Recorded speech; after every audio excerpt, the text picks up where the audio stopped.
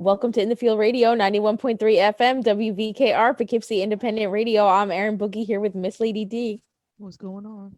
So, like, when we were in lockdown, I had ordered an IKEA bookshelf. It came like in June of last year, and I've been asking Ty since June of last year to put it together. So it's still not together. No, it's in a box. I passed by it the other day, and I was like, what is this box over here? And then I was like, oh, yeah, my bookshelf. LeBron is out, definitely. Yeah, I saw that. Like, people, like, get so upset when anything happens to LeBron, and it's so funny to me. Yeah, but they said it's a pretty bad injury.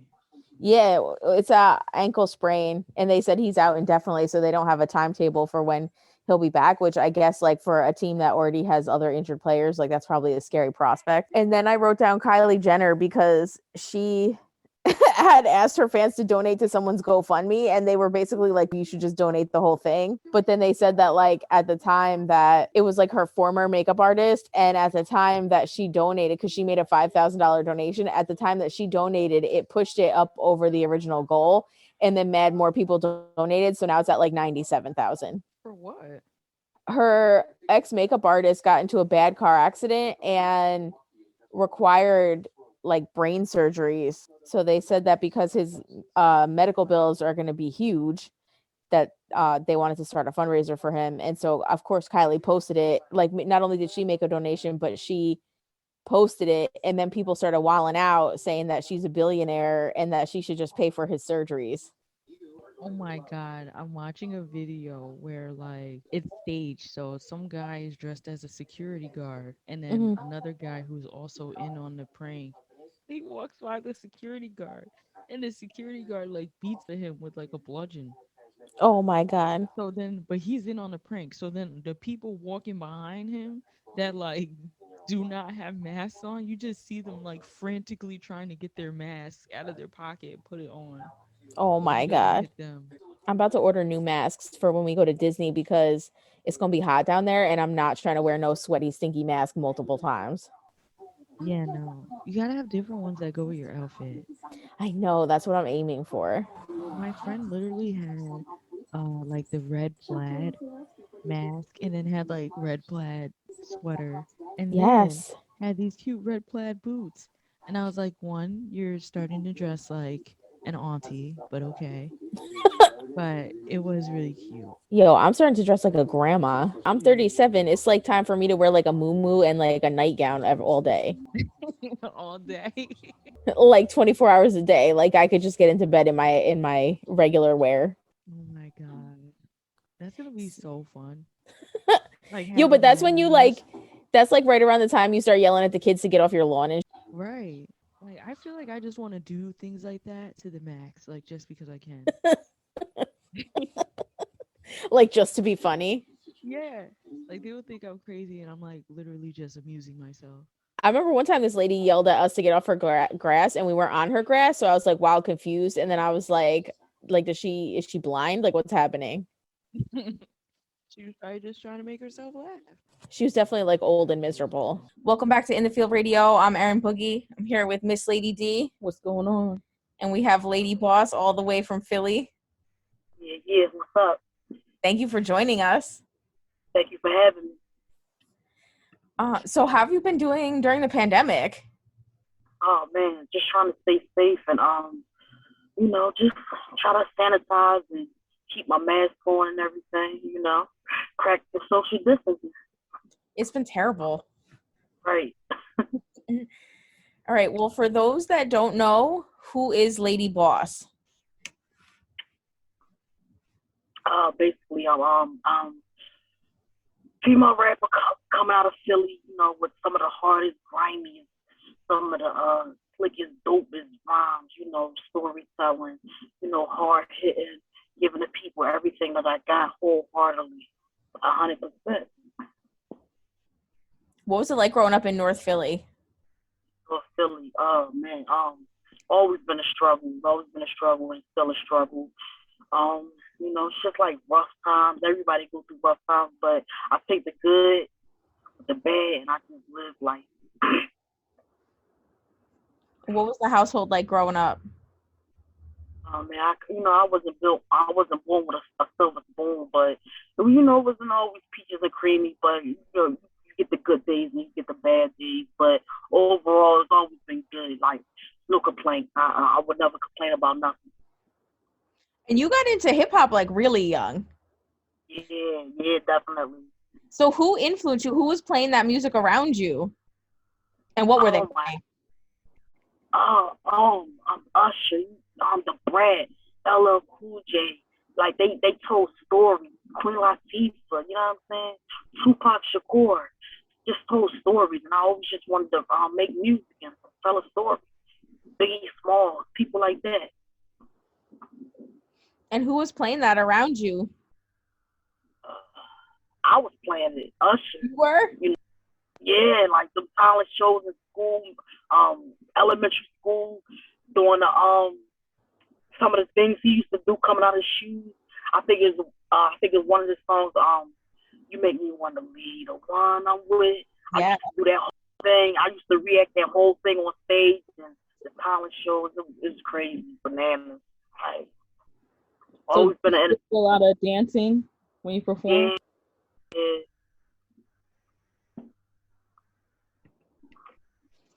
And so you completed your first song at 10 years old, and you were in the studio recording by 13? Yeah, like the demo tapes, some little cassette tapes. You remember them cassette tapes? I actually had those on the karaoke machine, just like with the microphone, recording my stuff and then playing a beat and just getting into it that way. It just, y'all take me back right now. Like, it brings back so many memories. What are some of those memories? The cassette tapes, the big shades and the glasses and sometimes the big pants and just like them the good old days. Yeah, like I was just talking about that yesterday. I was watching like a Smith & Wesson video, and it's just that, like you said, like that grimy, gritty feel to it that we just don't have anymore. But you've brought that sound into the 2020s. Yeah, that's I don't know no other way. You know? You can definitely tell you were influenced by that era. Right. Good coming from that era. Good. So good coming from that era. And talk a little bit about, so you sold over 2,000 physical copies of your first mixtape, Real Boss Talk. And artists don't do that kind of stuff anymore. It's crazy because I want to go back to that, but we can't because we're in a digital era. Like the CDs, you know, like pressing them up and just passing them out. I was really doing that, and I want to do it to this day. Do you still press anything physically or just all digital? I still like, if I want to make me a slow jam CD or hip hop CD, I'll still do it. Get on the laptop and put some music together and do my own playlist. Can't forget where I come from. How has it been adapting from that era of pressing physical copies and then transitioning into the streaming era?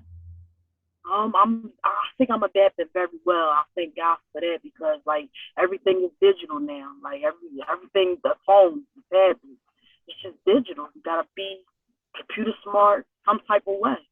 Gotta adapt. It's almost like you have to be an expert level hacker to be in the music industry. Geek or something like a geek squad. You know what I'm saying? And so let's talk about the single Change. Was that born out of the pandemic and like the Black Lives Matter movement and surrounding that? Yeah, I always wanted to like touch on topics like that. Change is basically a spinoff from Dope, which is on an EP, A Street Reflection, which is out now on all digital platforms. Change is basically a spinoff from Dope. You know what I'm saying? What inspired that record? Dope expired it because I knew once you come out with Dope, do our people equally. That's the acronym, DOPE. It's basically a spinoff from that, like change, because we need to change, like put it in the music. Okay, so who would your dream collab be? I wish Tupac was around.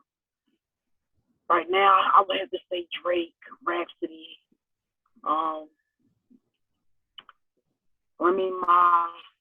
anybody that make good music. I wanna just make like a nice song, a nice hot record, and just let it go. You know what I'm saying? Who are some producers you'd like to work with? Dr. Dre. Dr. Dre. I want to work with Dre. I don't know too many producers right now, but like if I had to, I would work with Dr. Dre, Kanye West, Pharrell. Yeah, somebody that could make some type of beat. Yeah. Shout out to Kanye West for being the richest black man in America now at $6.6 billion. Right, I just read about that. Yeah. Unimaginable type money. Mm-hmm. What are some things you need in the studio to create a vibe? Just my space, my own personality. I don't really need nobody around me. I just want to go in the studio and just record some alone time and just do me. What are some goals you have for yourself in 2021?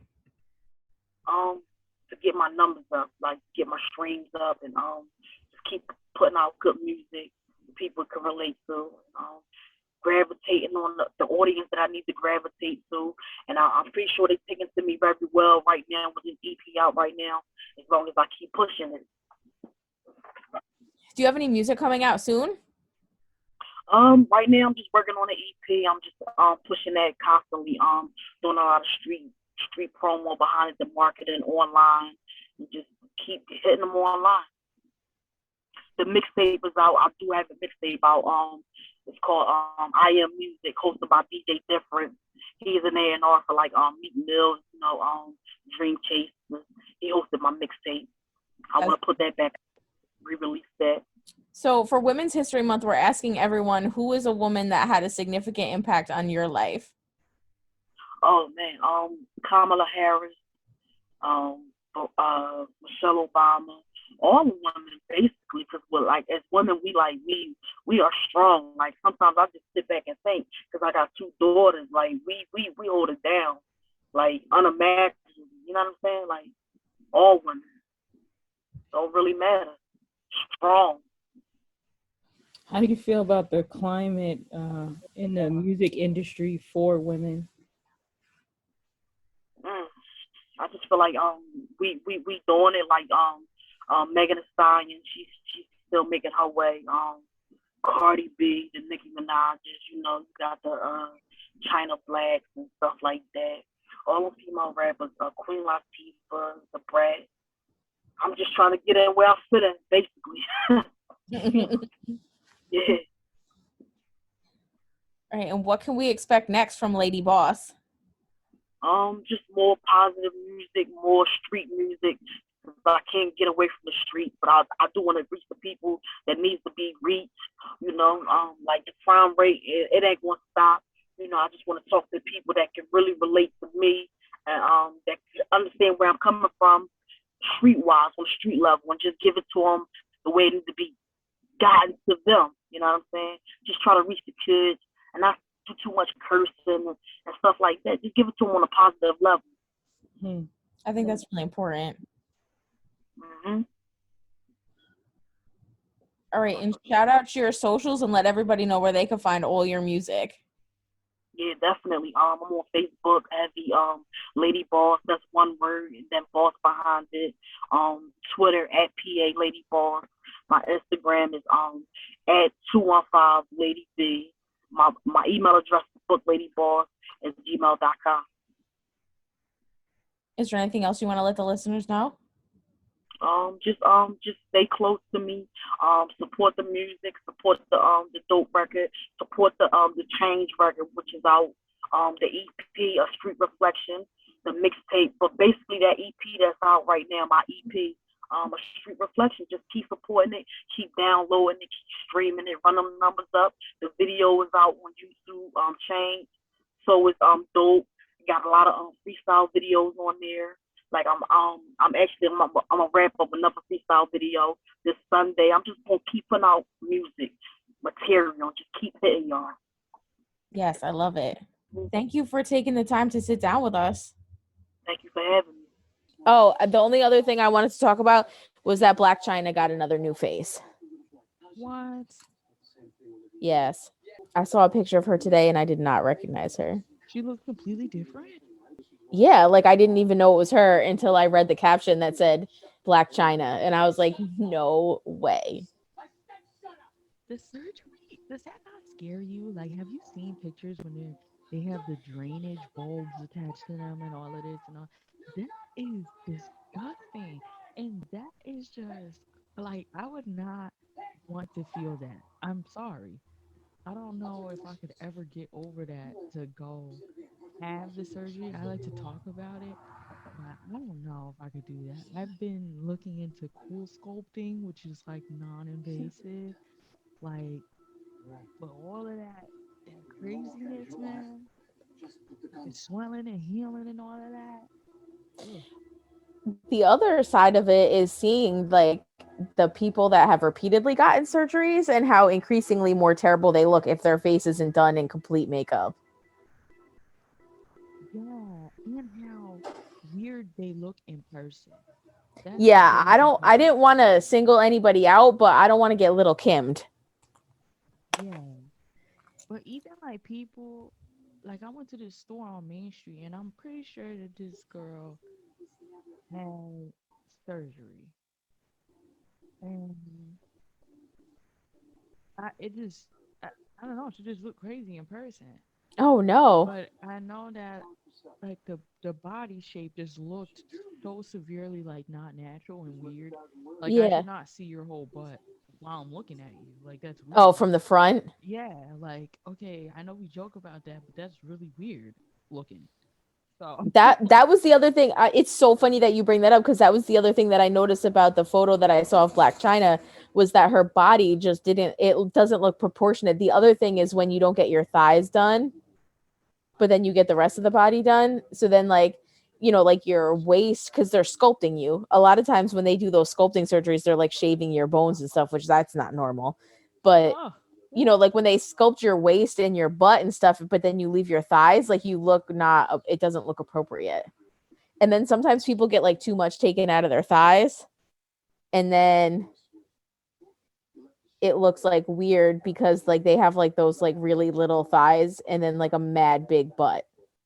Yeah, yeah, that's what this girl had. So I don't know about that, but I would do some cool sculpting, like where they melt the fat cells off. Or Hmm. like I don't know, or like freezes them and then they die and then you just like flush it out and then you just like go to the gym and stuff. Like I feel like that's a helping. I don't think that that's plastic surgery. I think that's like a little cheating, maybe. Oh, it's definitely cheating. But I'm I normally don't okay with know some about. cheating, but like I don't know. I've also seen like the horror stories that people talk about like almost dying and ripping stitches and that sort of thing, and I don't know if I can go through that. Right, for a body. Yeah. Like it But makes then me there's want to look some up the price of people that ellipticals. are just shaped awfully, though. I mean, awfully like to them. Yeah. And then when you look at them post surgery, like some of the comments will be like, "Dag, man, you needed that. Like you, Oh no, really? yes, yes, I've seen it. They're like, hey, no cap, but like, cause there's nothing that they could have done in a gym to have gave them a shape. That's wild to me. Yeah, like you can't, like you said, they be shaping bones. Like you can't shape your bones. So like, if you're just shaped like a sack of potatoes, unfortunately, with no curves whatsoever, like what are you gonna do? Yo, I hope if I look like a sack of potatoes that no one ever tells me. Like just let me live my life not knowing that. Thank you for tuning into In the Field Radio tonight. Make sure you check us out on all our social media at In the Field Radio. You can hit us up info at inthefieldradio.com. Make sure you send us your questions, comments, and concerns. Tell us what you don't like, what we could do better, what you do like. Tune in next week. We have Austin Fillmore out of Chicago on the show. You can find me, Erin Boogie, at Erin Boogie on all socials. You can find me on Instagram, THEE lady_D. And thank you for chilling with those chicks on Mondays. 91.3 FM WVKR Poughkeepsie Independent Radio.